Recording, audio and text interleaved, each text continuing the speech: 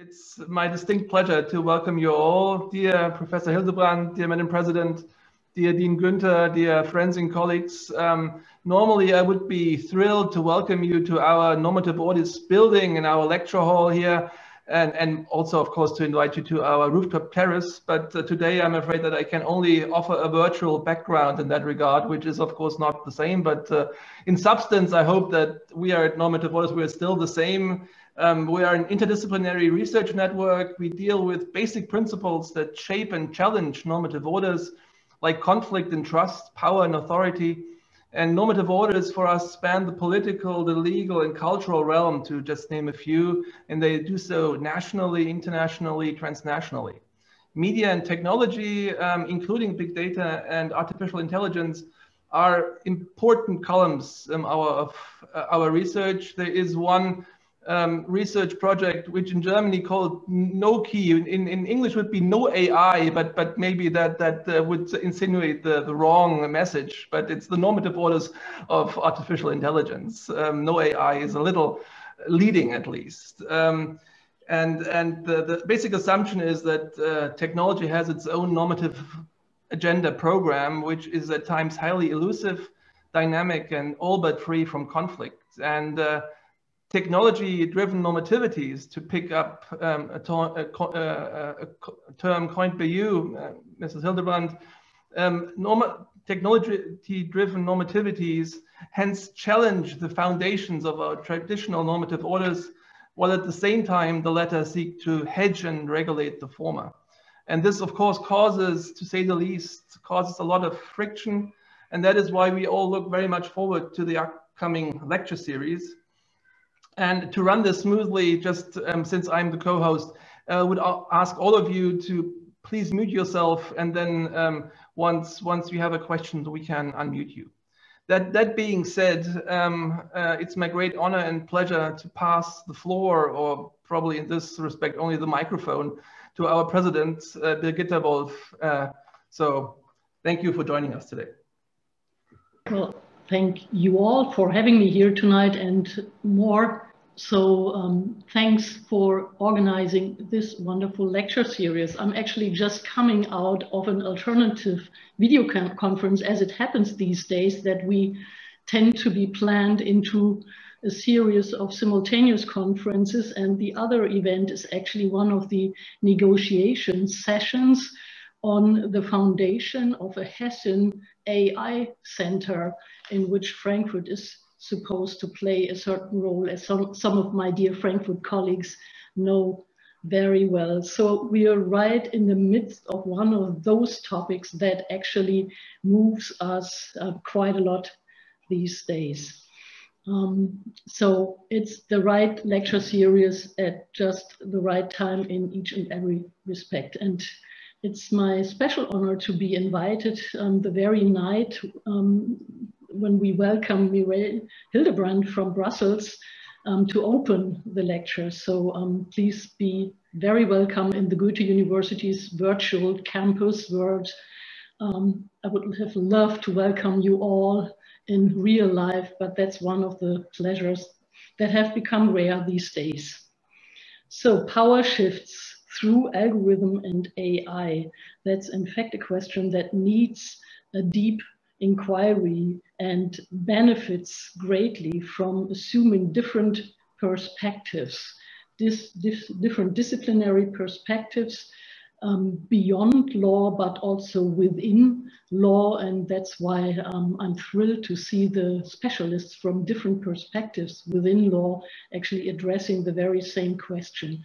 On the other hand, the issue of algorithms and AI, of course, has applications pretty much everywhere in the health sector, as we are just learning in the Corona age, in the analysis of market data that I'm more familiar with as an economist.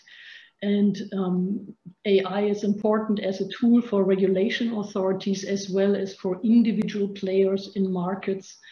And it's also important in research, just think of DNA sequencing and other applications where we are handling huge amounts of data that without very, very modern and high power AI systems would probably not be able to be successful. And they will even be less successful in the future because, of course, the data amount is still increasing, not declining. So the detailed analysis of data is something that provides huge benefits to all of us, to individual players in markets, in the health system, in the legal system, to authorities. Thus, it's of real importance to learn how to handle the regulation aspects and potential power shifts through this new technology. We know that people whose data are being used are often, maybe even usually, completely unaware of what data of theirs is being used. So there's a huge big issue of transparency before we even get into conscious regulation that also includes the players. So we all leave our traces, our data traces everywhere in the internet, in other systems, and learning what traces we are leaving is probably one of the first steps in order to even think about how to regulate what happens with this data. So we are having a number of lectures addressing different aspects of this whole field. We have a lecture by Christian Kersting. We have a lecture by Jörn Lamler, both esteemed colleagues from Hessen universities. We have a lecture reflecting related legal questions concerning the liability and responsibility for the effects of algorithm by Christiane Wendehorst, and protection from discrimination by Antje Ullmann-Sternberg. So a whole range of topics will be addressed. Let me also use the opportunity to say a special thanks to the co-organizers that have been mentioned by Indra Spiecker in the beginning. Thanks to Roland Broemel, to Christoph Burchard, and of course to you, Indra, for actually initiating this series of lecture. Let me also briefly mention that one of the things that I really appreciate is that we have a highly interdisciplinary series of lectures. We have a highly intradisciplinary lecture, and we also have a high visibility of our speaker list. So everyone here in this series is famous and is a visible beacon in their respective disciplines, which of course makes the whole series of lectures even more important. As a public lecture series, it's not only true that other researchers are invited, but also that students can participate, and special thanks to the team of Normative Orders that actually helps us making this lecture accessible to the topic, and also thanks for making this lecture series part of actual teaching. I've learned that the concept of this lecture series actually invites students to assume active roles as first discussants. And that's great because it links high-profile research with teaching. And of course, in addition to that, to what we call third mission, public communication of research. So the students are prepared by their professors for specific topics. And so the lecture also helps to communicate methods of research in law to the students, to the public, and integrates all of this directly into the public discourse as well as into teaching. And that's something we have very rare at Goethe-Universität, even though we have a tradition in organizing this kind of events. So thanks for that too. So I'm always thrilled to see how we at Goethe-Universität, our colleagues, actually manage to address hot topics very soon, very efficiently, and succeed in inviting top speakers. So I'll be curious to listen to the lecture tonight. I have to apologize, I have to go back to the other meeting for a few minutes, but be assured I'll be back and I'll be happy to learn more about tonight's topic from Mireille, legal effect in computational law. Thanks again for having me here, and see you later. Thank you so much, Madam President. And this is then, I'm giving the microphone to our Dean of the Faculty of Law, Klaus Günther. Yeah, thank you, Christoph. I'm Klaus Günther, Dean of the Faculty of Law, and I'm also grateful for Roland, Broemel, Christoph, Burchard, and Indra, Spiecker, for organizing this conference under these demanding conditions, which we all know. I think it needs a special addition and motivation in order to get things like this done. I also would like to thank the different institutions which participate in the organization of this lecture series. So it's the Frankfurter Gespräche zum Informationsrecht, which is institution at our faculty for a long time already, very early starting to have exchanges and lectures on topics like we are discussing this night. Then already mentioned the no-key research area as part of the research network formation of normative orders, which started 1.5 years ago. And the Hessische Kompetenzzentrum für verantwortungsbewusste Digitalisierung. I don't know how to translate that. This is one of these German monster words which are difficult to translate, but it is an initiative of the state of Hesse in order to have, in addition to a research center for applied sciences of computation and digitalization, to have one which is more focused, another research center which is more focused on issues of regulation and distribution of responsibility and topics like this. So they are all together as a joint venture, which I appreciate very much with my faculty, organizing this lecture series. As a dean of the law faculty of Frankfurt, I'm in particular interested in making visible our research competence on these topics. Unfortunately, but I think it fits the topic of tonight. I'm the first online dean of my faculty in the history of my faculty, and I hope that I will be also the last. That as soon as possible we can go back to lecturing in presence and not only online. This might be a nice addition, but not a substitution. Also, I mean, this demonstrates how important it is to deal with these issues. And I'm also particularly interested in the topic of power shifts.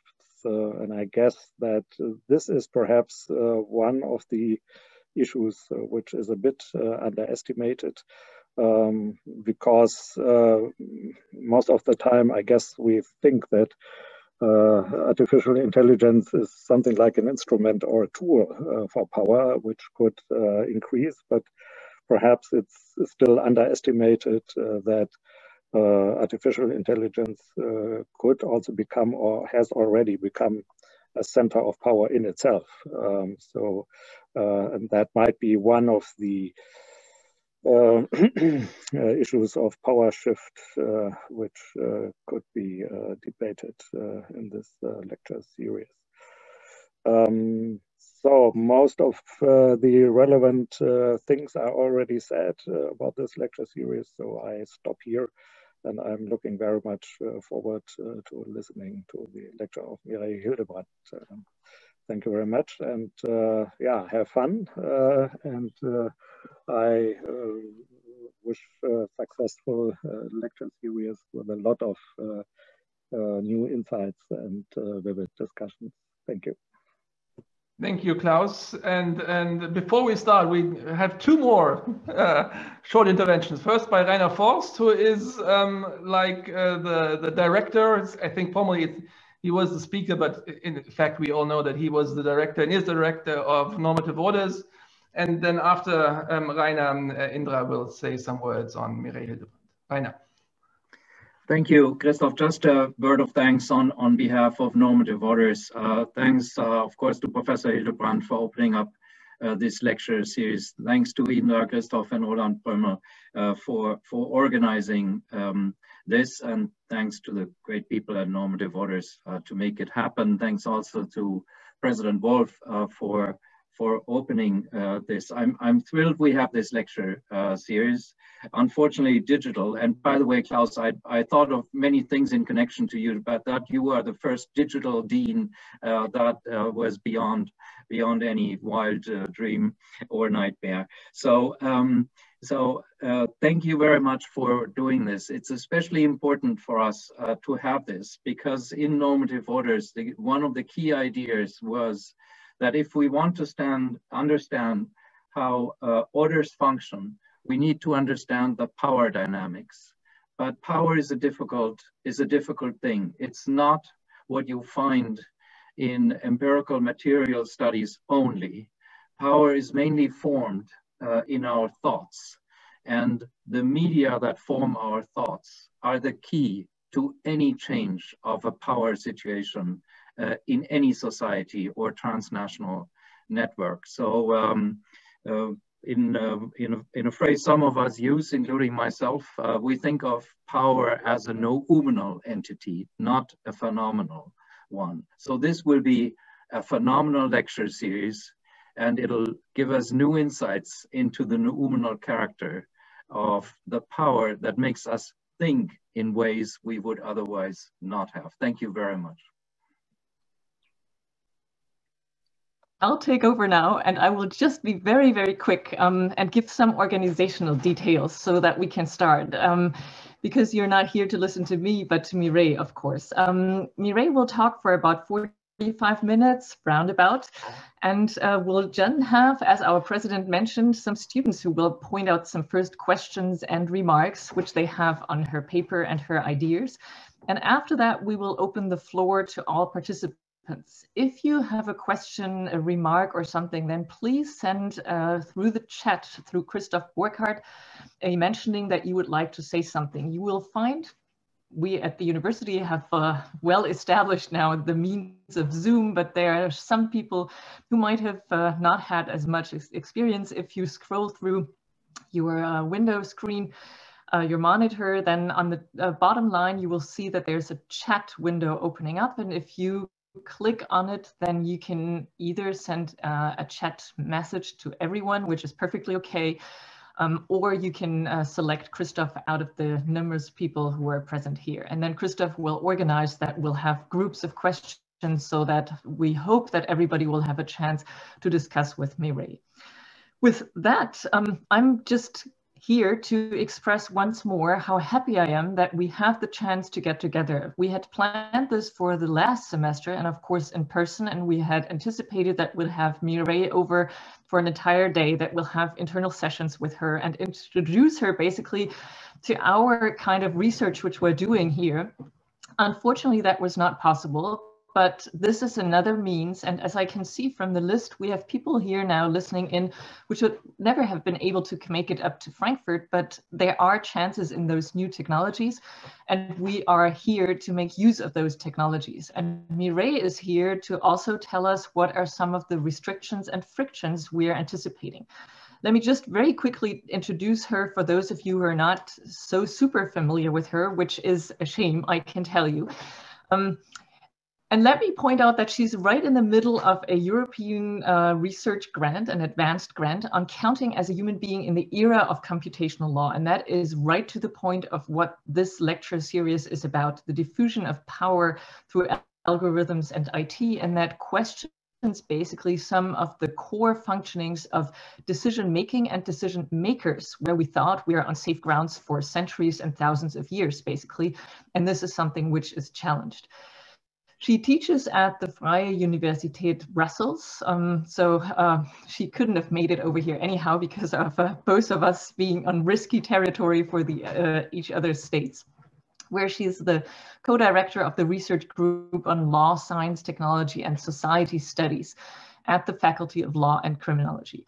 Let me not point out her many achievements and her broad education, but just, and this is something which I anticipate from a lecturer, she's not only a true intellectual, but she's a true interdisciplinary researcher. And I don't think you can understand algorithms, algorithmic systems, the functioning of AI, and what is happening to our normative standards if you don't have an understanding of both the technology and the normative implications.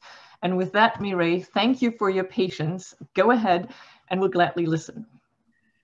Yes, thank you very much. I'm very honored to be here, where the meaning of the term here is becoming very complex these days. I really love, I looked into the no AI, I looked into the normative orders, and this fits in many ways with research that I've been doing, that I will be speaking about tonight, and that connects with the ERC Advanced Grant project that you talked about.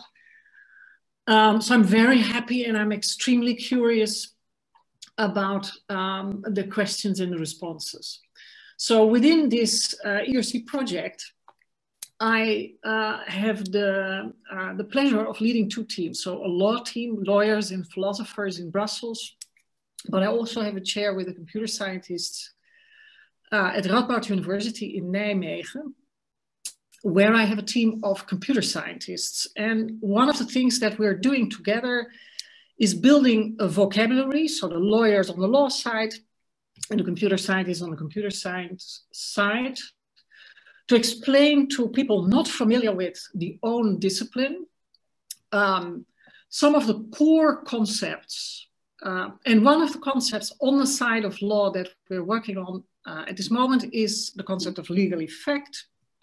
And I want to share some of the thoughts concerning the difference between legal effect and the performative effects of, let's say, legal tech, legal analytics, the use of artificial intelligence in law. Some of the background of what I'm saying is in this book. I've been teaching law to master students of computer science for 8 years. I must admit that has been party time.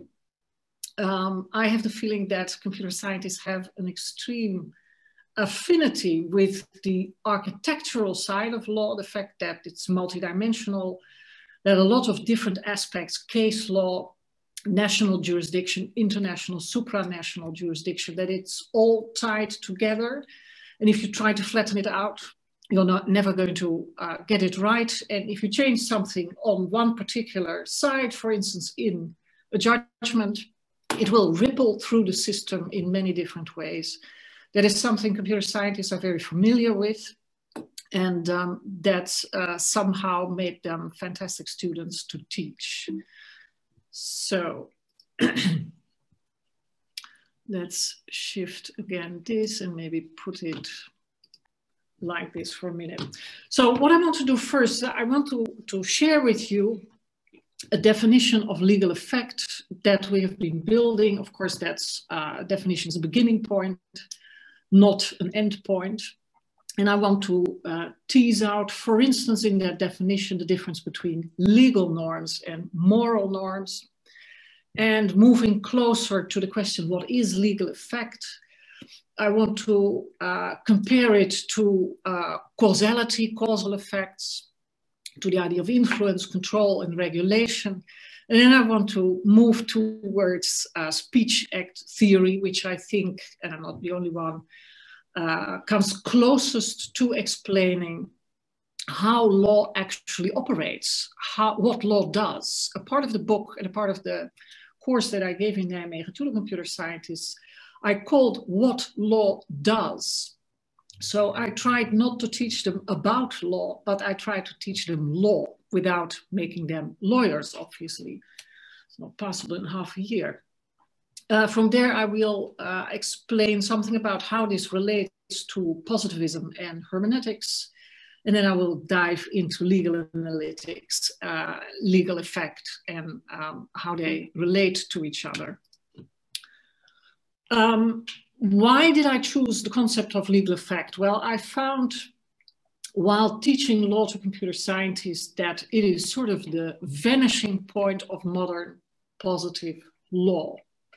Vanishing point in the sense that when I started trying to define it, I discovered that though most work in law, maybe most theoretical work, but even the work that is done in legal practice, thinks in terms of legal effect, even if that term is not used, it's assumed everywhere. There's very little work that tries to define it, tries to place it. So I'm actually in the ERC, we're looking at that type of vanishing points, not only in law, but also in computer science. So let's move to the next slide and the first point of the definition. So on a first finding, I would say that legal effect is the consequence of a legally relevant fact, and that consequence is attributed by positive law. Positive law, that's the law that is in force in a specific jurisdiction. And that consequence consists in a change in the legal status of a legal subject, for instance, a change in their legal powers, their rights or obligations. You may notice that a lot of the terms that I used here require, again, to be defined. And that's the whole idea of this vocabulary that we're building. So these terms like legally relevant fact, positive law, legal subject, legal powers, rights and obligations, they will all be hyperlinked to a singular definition such that we get a vicious, not a vicious, but a virtuous circle. And that's underlying the core point of departure of the whole project. Concepts are always defined in terms of other concepts. So to understand the language of law, you have to learn the language of law. You can't separate one rule or one concept and then try to explain it in a language that everybody understands, because you might be committing treason to what law stands for. And again, that's the same with computer science. Okay, such a consequence can entail, for instance, the attribution of a right, the voidance of an obligation, that means that that obligation no longer exists, or the qualification of some state of behavior as either lawful or unlawful. The attribution of legal effect is brought about by a legal norm. Of course, that's also a core concept that consists of a set of legal conditions. In Germany, we would say Tatbestand, that attribute the legal effect if those conditions are fulfilled. This attribution, and this is maybe the core sentence of my entire lecture, is neither caused nor logically inferred. It is performative in the sense of speech act theory, and I'm going to return to that point. For instance, fulfilling the conditions that constitute a criminal offense have the legal effect of being punishable, not the legal effect of being punished. That's something entirely different. Though, of course, the two are related, hopefully. The set of legal conditions that result in a legal effect are specified in positive law, more precisely in what we call a source of law. Legislation, case law, customary law, or fundamental principles. And a source of law, in principle, is something that is binding in the legal sense of that term. And a last caveat, as positive law depends on the relevant jurisdiction. So positive law is not a sense of universal rules, something that is closer to computer scientists. They will want to go from some sort of positive law, which sounds like something anecdotal or accidental. They always want to go up to the highest level of abstraction to get the universal rule. But that's not how law works. And it's important that it's connected to democracy, to the fact that democracy means that we want to bind ourselves. And that means we have a decision power about the law that regulates us. So as positive law depends on relevant jurisdiction, legal effect in turn differs per jurisdiction, even if some legal effects may apply in many jurisdictions. Okay, so I can imagine that this is, to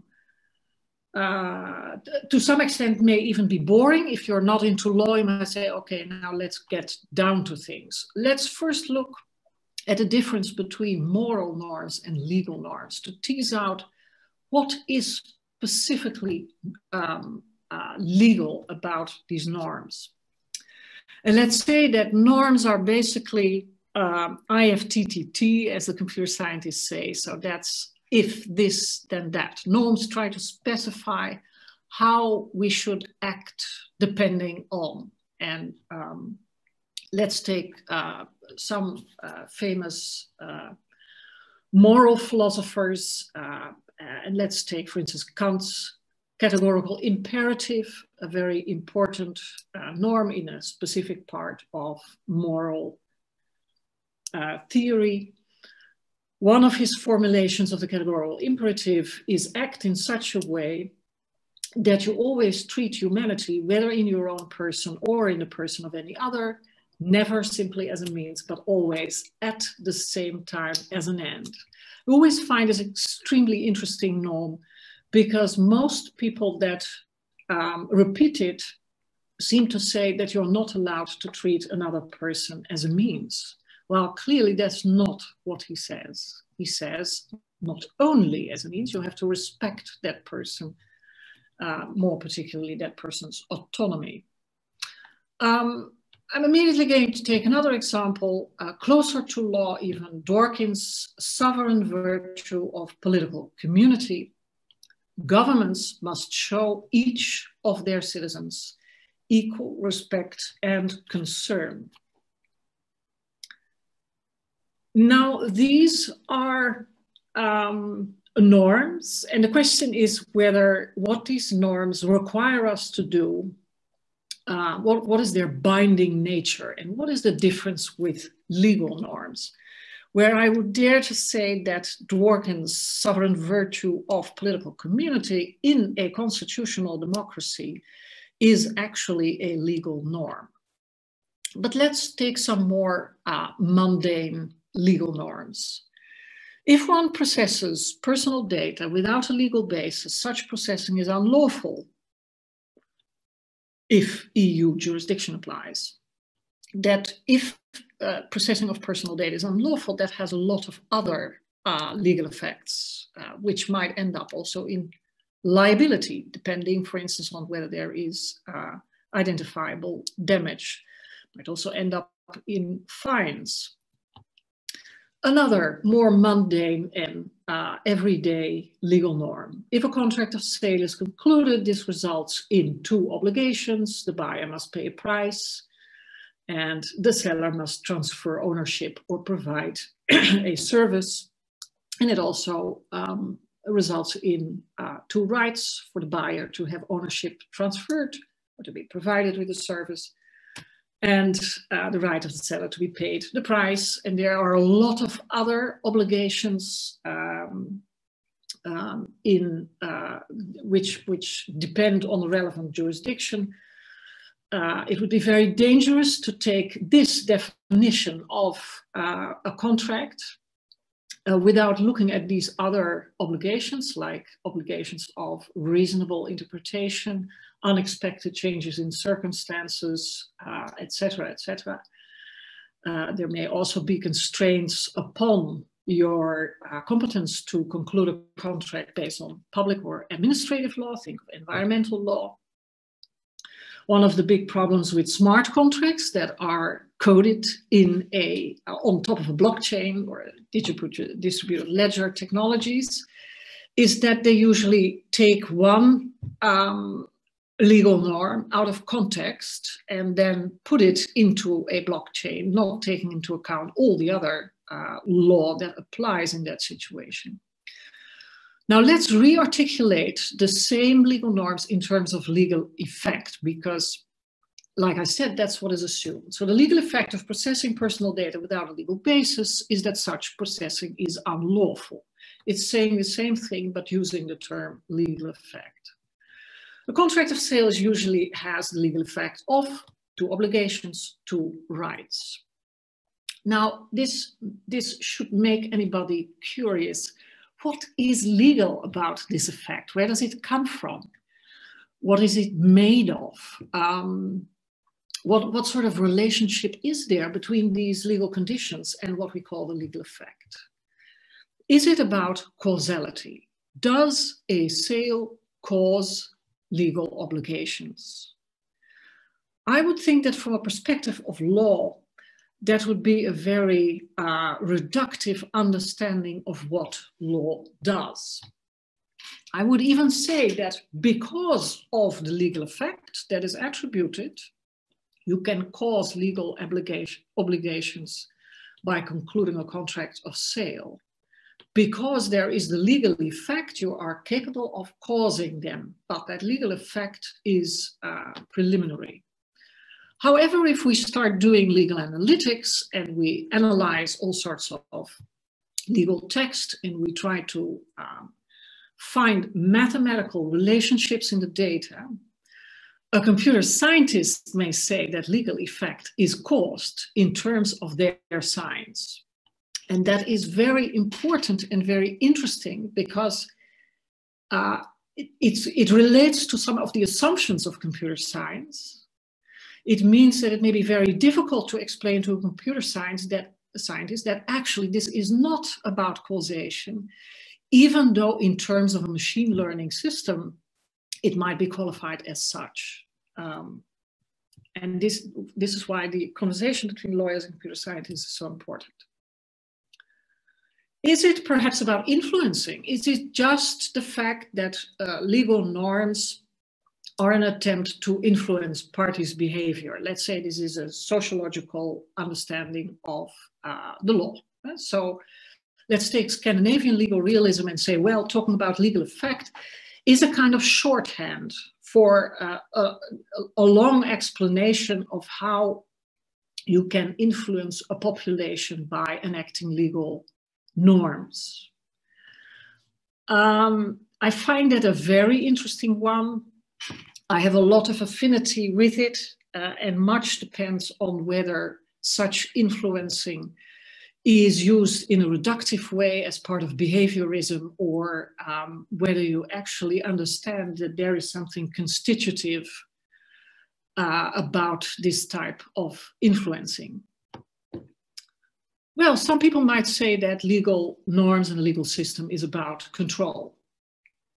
And that can be giving control to individual citizens, for instance, to exercise control over their personal data. It may also be control of a government over a population, like enacting basically coordination rules, creating what for many centuries has been called peace in a polity, enabling people who disagree or have conflicts with each other to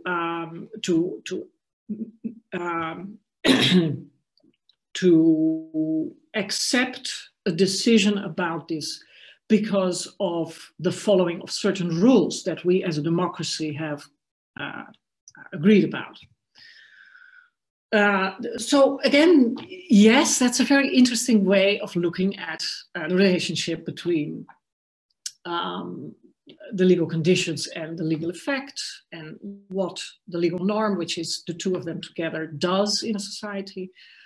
But I don't think it explains legal effect. I think it assumes legal effect. Without legal effect, this wouldn't work.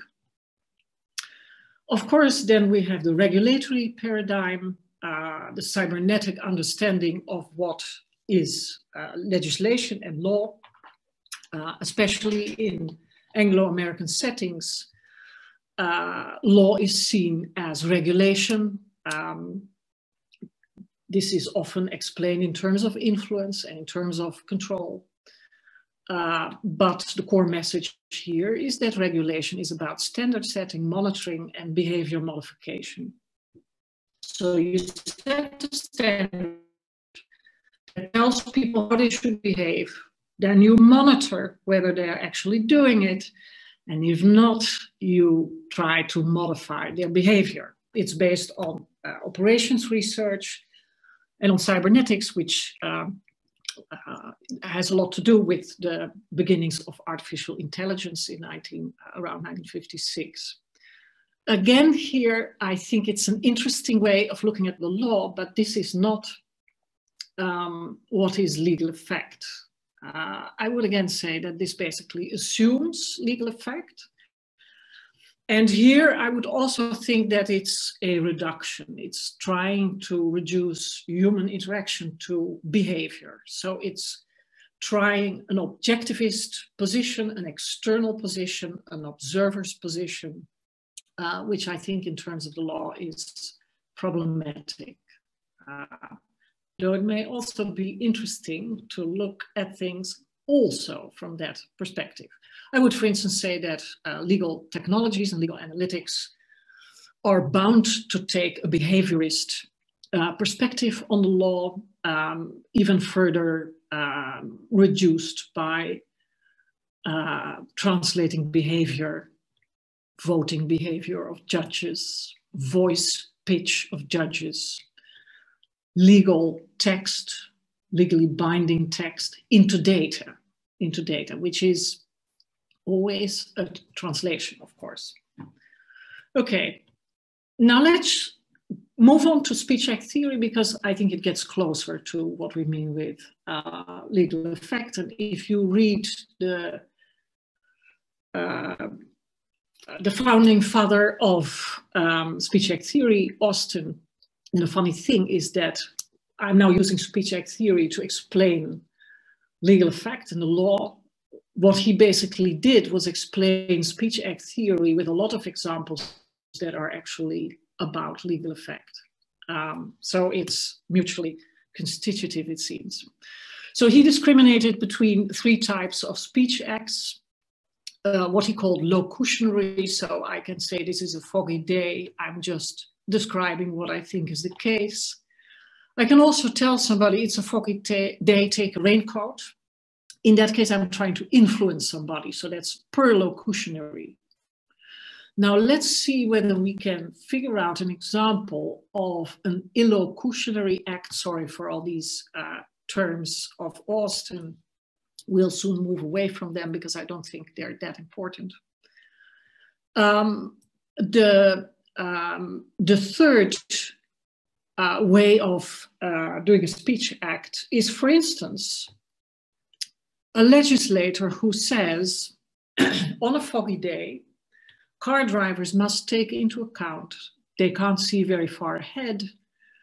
If they don't and cause harm, they are liable. So here, maybe it's more a piece of legislation applied to a very particular situation, the situation of the foggy day. Of course, in the Traffic Act, we're not going to detail all these things. They're more at a more abstract level. But what is happening here is not a description of fog. It's also not a description of drivers. And it's not even a description of their liability. It is the establishment of their liability. And this is what Austin called a performative speech act. This is the attribution of legal effect. So it's doing things with words. That's the title of Austin's book. It's an action, and that is precisely what law does. So elocution, Austin's term, has performative effect. It does what it says. The famous example always used, I declare you husband and wife, but why always husband and wife? We can now say husband and husband. This also clarifies that this is not some sort of natural law thing. It's not a universal thing. It's a decision that we as a democracy, as a legislature, have taken. And of course, there is the wonderful example. There was actually a wonderful piece written in either Foreign Affairs or The Atlantic. I can't see it now, it's in the notes and I'm not looking at the notes.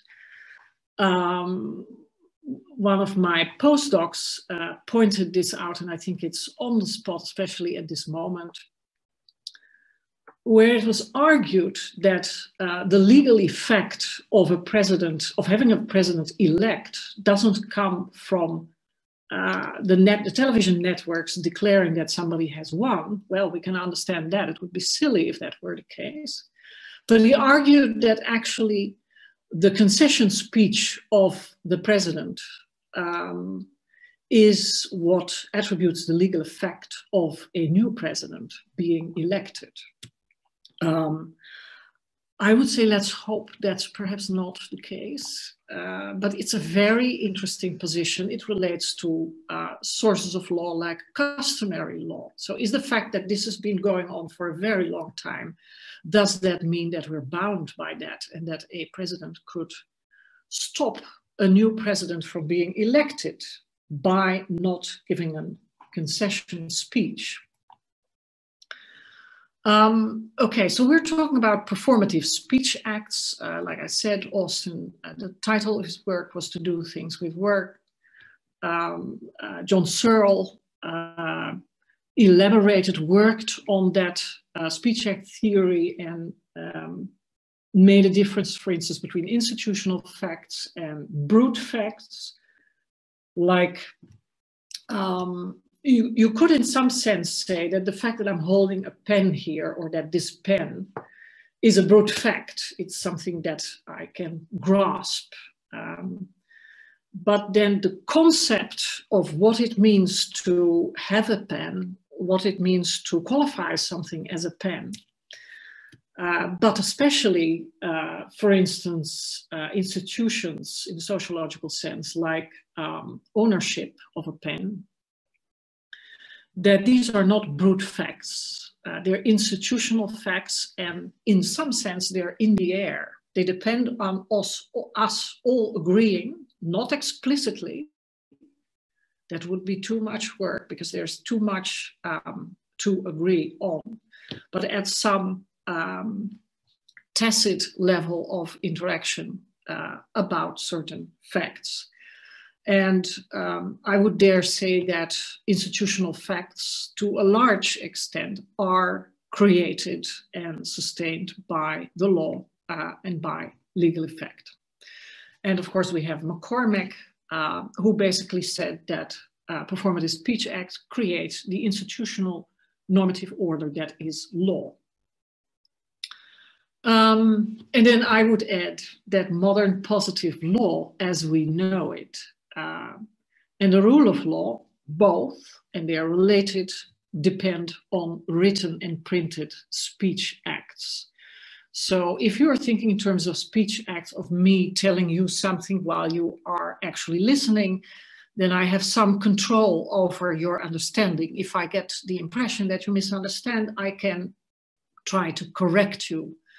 Once we move from an oral society to a society with handwritten script and later printed script, the reach, the scope of speech act changes enormously. I can write something down, and not only that, this can be read at a large physical geographical distance, which would expand the polity that can be cohered by my speech act. But that also goes for the distance in time. So the scope of a polity and of legal effect changes dramatically with the advance of handwritten manuscript, but especially with the proliferation of printed text because of the amount of copies. Okay, now let's try to qualify this in terms of legal positivism, which is a particular way of understanding, let's say, what lawyers do and what law does. And we can distinguish between formal and sociological legal positivism. Formal legal positivism basically says, and that's the separation thesis, that there is a strict separation between law and morality. So there can be good law and bad law, but it's still law.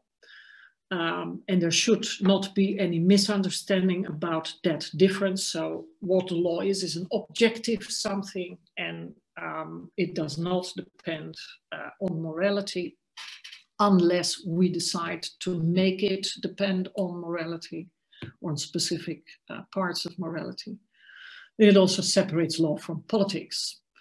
There's an emphasis on the internal validity of law, so it sees law as a system of rules, a hierarchy, a complex system, but still a very deductively built system. So Kelsen is, of course, the first who comes to mind. And what is important is whether any rule can be derived from some ultimate Grundnorm. And we can have long discussions about whether this Grundnorm is a postulate or whether it actually exists. But I don't think that even makes much of a difference. This is about the coherence, the predictability of the law. It's connected with legal certainty, etc. It does place an enormous focus on legal certainty, and maybe too much, and it connects with legalism. So a rule is a rule, and because it is a rule and because it is a legal rule, it has to be followed, and that's it. Sociological legal realism has critiqued this. It takes an external perspective, basically says we shouldn't care about the internal perspective of the law because that's subjective. Let's do real science and look at it from the outside. If that is connected with sociological positivism, that means behaviorism, taking an observer's position as if that were possible in an objectivist way, then we will see a focus on behavior and behaviorism. And of course, a focus on causality. So trying to explain behavior of human beings based on causality. And that can be neuroscience, sociology, other parts of cognitive psychology, but it's all built on a specific understanding of reality and how we can know reality. I want to shift away from that because I think it's not realistic, not feasible. I shall not go deeply into why, but maybe by talking about another way of looking at these things, taking the perspective of hermeneutics, I'm demonstrating why this is more interesting. So hermeneutics is about interpretation. Hermeneutics has a long, venerable philosophical tradition, starting with the exegesis, the interpretation of religious text. It hinges on the ambiguity of natural language, which has an inherent multi-interpretability. And the rise of text, so moving from speech to written text, and then to printed text, the rise of text and the distanciation that is inherent. So I can write a text and you can read it after I die. So I can't correct you if I don't agree with you, and the circumstances in which you're reading that text may be very different, and your background knowledge will be very different all that influences the interpretability of the text. And basically by default, that's always multi-interpretable. And important in hermeneutics is a so-called hermeneutic circle. Context matters. A specific concept or rule or norm always has to be understood in relation to other concepts, other rules, other norms. As I said, when you move from an oral speech act to text as a speech act, when the author can no longer control the interpretations, and when different readers develop different interpretations, this multi-interpretability becomes even more obvious. Now, as to legal hermeneutics, I'm going to speak of text-driven law. So I'm going to say that modern positive law is basically text-driven. And I'm going to recall Hart's open texture of legal concepts, the fact that this multi-interpretability, which is related to the ambiguity of natural language and the open texture of legal concepts, that is what constitutes the contestability that is core to text-driven law and the argumentative nature of legal research. So we have all sorts of very detailed ways of talking about legal reasoning, whether you go by analogy or a contrario. There are different types of interpretation, restrictive or extensive, and there are different methods of interpretation, textual, looking at the legal context or the system of the law where you took the legal norm that you want to interpret, legislative intent, or a teleological interpretation, which usually integrates the others. What is important is to see that legal certainty, the consolidation of meaning, trying to make sure that we understand the legal effect that is attributed in the same way. Of course, that's very important for coordination of interaction in society. That legal certainty is performative. It has to be performed, and argumentation is very important. If there's no argumentation before a judge or a court decides a case, then it may not have much normative force. This performative effect, however, does have or constitute closure. If there is an end point to the disagreement, that's the difference with morality. And that end point is legal effect.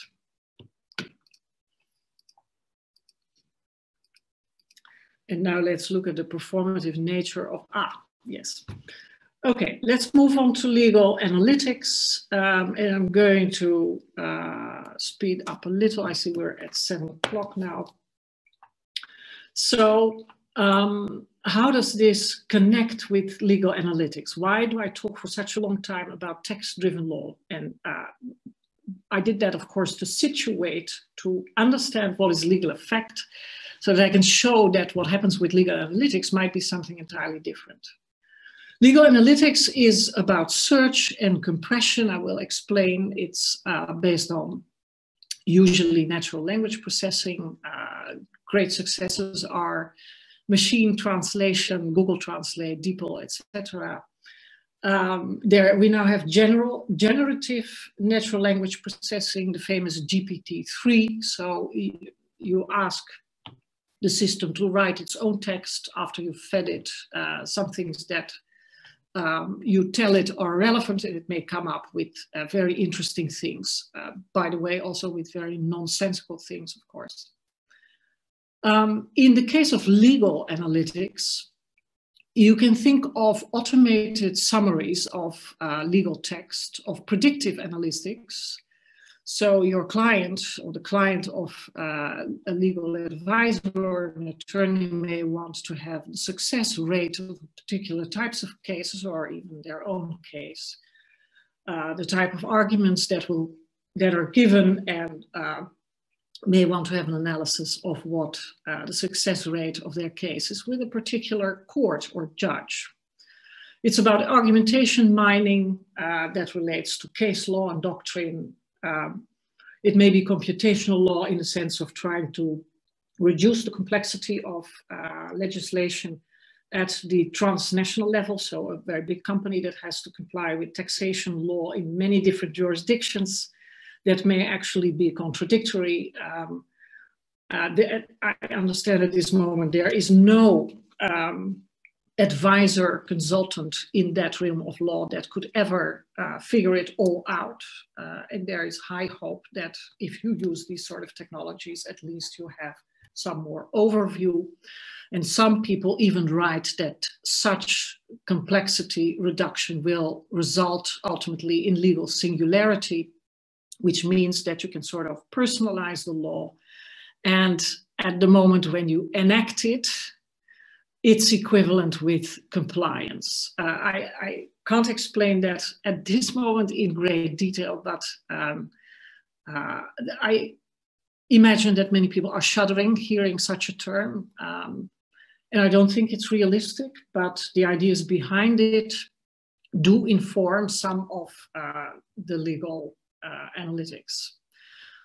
A very quick example. Here we have an article in the New Yorker of this week about a speed reading app called Blinklist, which was used to reduce Ghislaine Maxwell's 465-page court deposition into an amount of pages that are more easy to digest. Blinkist actually employs, as they say, expert readers that mine non-fiction titles and explain them in 15-minute audio slabs of what they call key insights. Well, you can see what sort of works are being reduced here.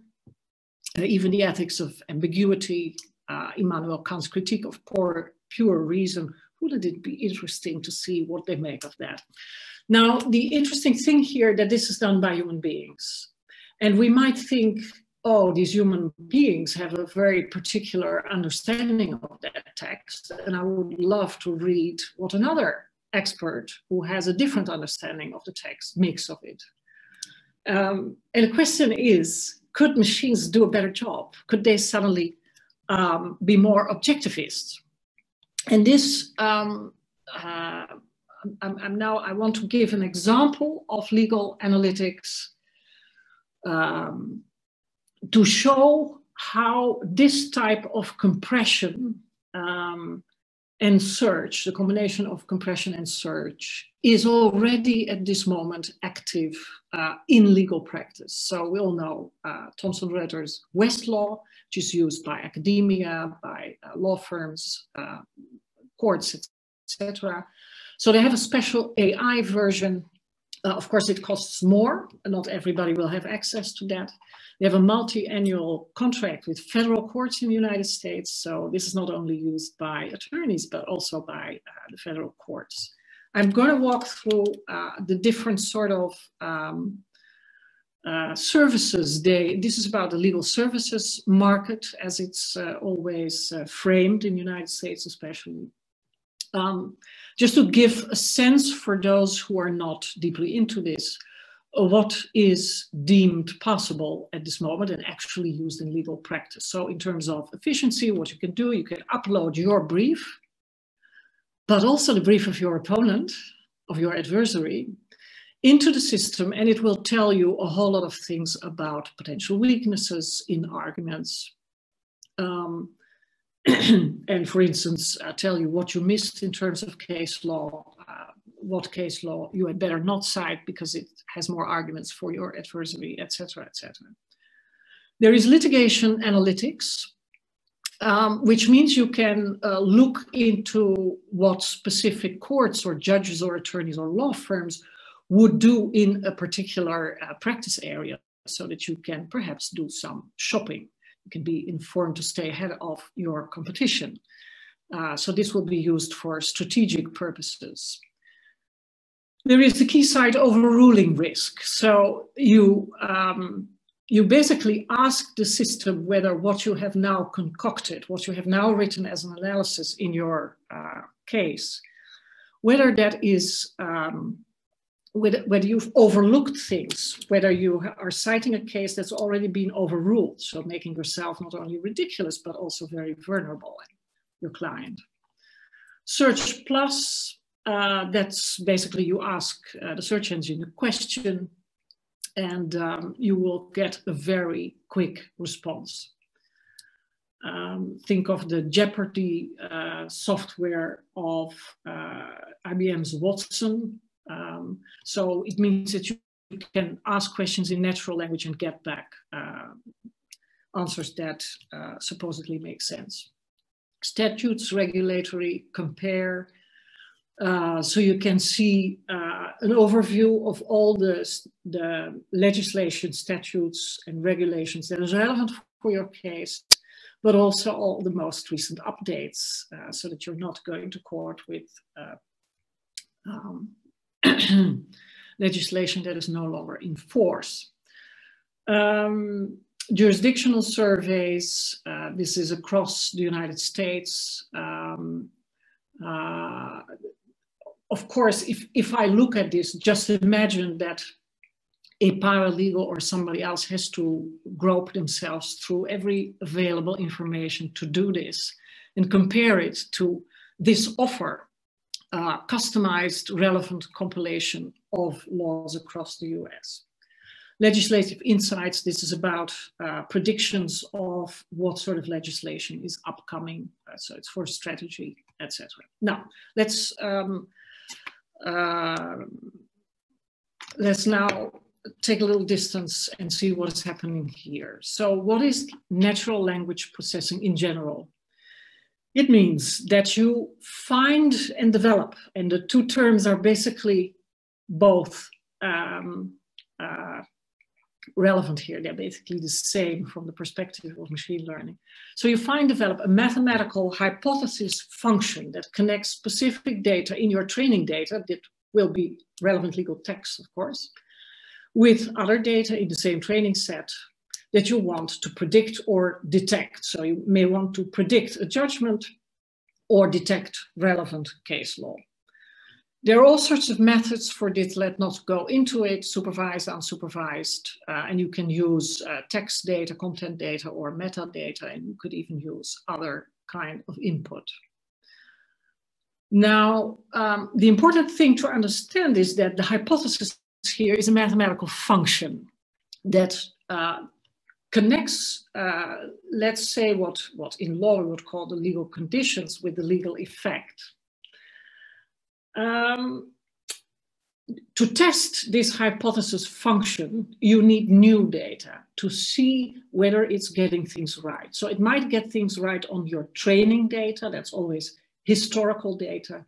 And testing means you test it against, for instance, new case law, etc. And the performance metric here. So this is all thinking in terms of metrics, and numerization is accuracy. Then you want to compare that to a baseline. So you basically want to say, my system, my algorithm is doing better than the state of the art. Now, basically all this ends up in such analytics being used to make certain decisions, for instance, to adapt your brief or to advise your client. It is important to see that machine learning is a form of compression. Basically, it takes a data set and compresses that whole data set into one mathematical function. That is what is happening. But of course, depending on the training data that you selected, the machine readable task that you have to give the system, the labeling called feature space that you develop in supervised machine learning, in the hypothesis space, that's the type of mathematical functions that you are playing around with. Depending on all that, such compression will differ. In that sense, there is no objectivist one good answer here. It will depend a lot on what you want from the system. On top of that, there are a lot of trade-offs between speed and precision, between the computational needs, so the computational power, and the accuracy. Think of energy efficiency. It is often said that in deep learning systems, accuracy and interpretability or explainability are trade-offs. The more accuracy, the less explainability. That is, of course, not true. Besides that, we have to distinguish between accuracy on the data and reliability in real life, and these are often not the same. Anyway, there are trade-offs, and these trade-offs are so important.